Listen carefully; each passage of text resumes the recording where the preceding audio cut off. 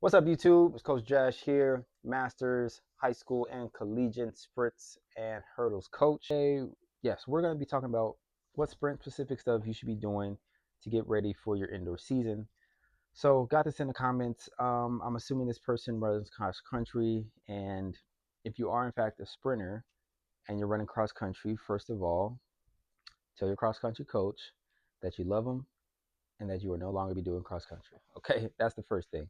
The second thing is to find a sprints coach or your sprints coach for your program, and hopefully he has some information for you. I mean, I will give you the information I know that works, but at the end of the day, I believe it's best to have someone close to you that can watch your workouts and watch what you're doing right or wrong.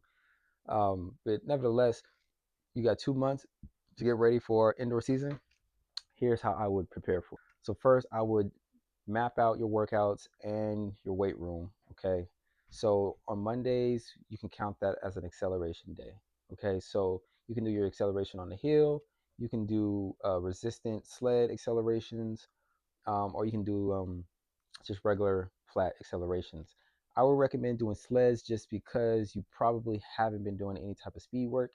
And so if you were to jump straight into speed work after doing cross country and a bunch of tempo stuff, you could end up hurting yourself because of the physical demands that come with sprinting, which again just strengthens my point about how they don't go together, but different conversations for a different day.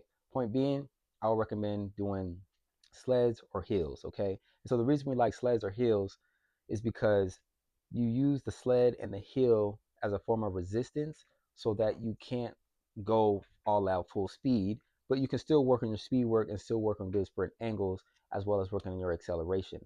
Now, I would do that for your acceleration day, so that'll be on Monday. On your Tuesday, oh, and let me back up. And after you do your sprint work, acceleration work, throw in like 20 total reps of plyo. So that could be some tuck jumps, some speed bounds, some baby pogos, things like that. Something reactive, okay? And then also, I don't know if you do weight room or not, but again, also on Monday, you would add your weight room. So you could do something like, and nothing too crazy. Again, I believe that the weight room is there to complement your speed work. So the weight room should not be the bulk of your work. The bulk of your speed work should be on the track, and then the weight room maybe 30-20%, maybe even less, but it would help supplement and strengthen your speed work. So I would keep it simple. Just do some squats, 8 times 4, use it for strength, and then maybe do some lunges and some abs and then some pull-ups, something like that. Nothing too crazy. Just knock out the basics, get ranges of motion. Don't go too heavy on the weight. Excuse me. So for Tuesday, I would say go for like a little, like do your striders. So on Tuesday would be a striders day. So maybe 8 striders on the grass, work on your form, work on your drive phase and acceleration for maybe the first 10 to 15 yards, and then relax and then just carry it out all the way. Walk back recovery and then do that 8 times. Also throw in your speed drills. So do your A skips, B skips, quick feet.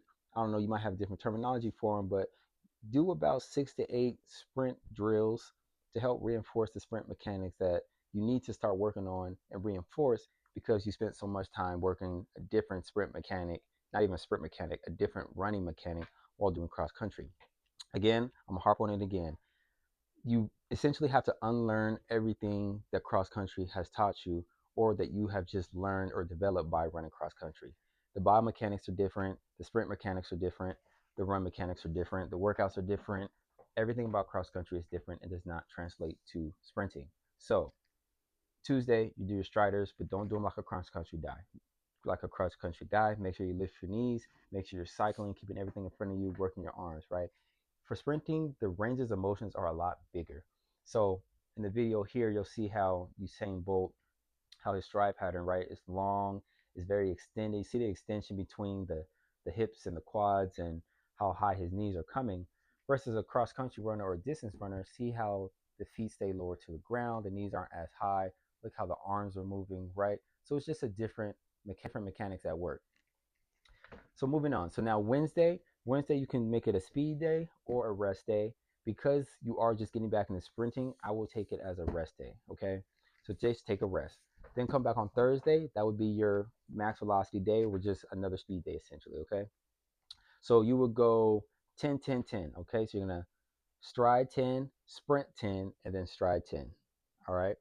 And so you're going to do that 3 to 4 times. Okay.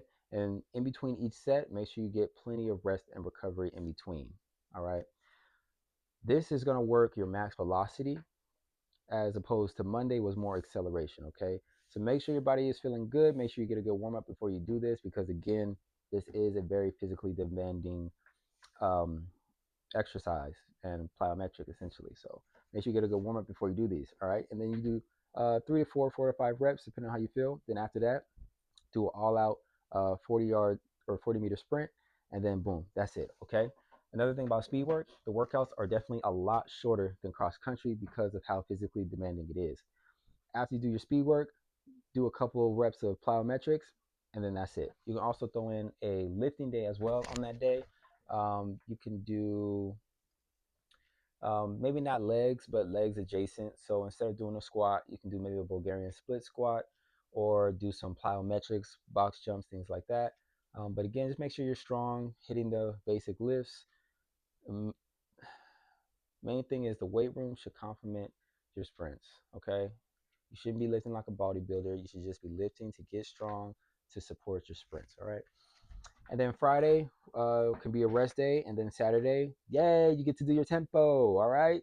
But it's not going to be cross country tempo. Okay. So if you are a long distance runner, or even if you're not, it's still good to have some wind to you, but you don't have to jog up and down hills and run miles.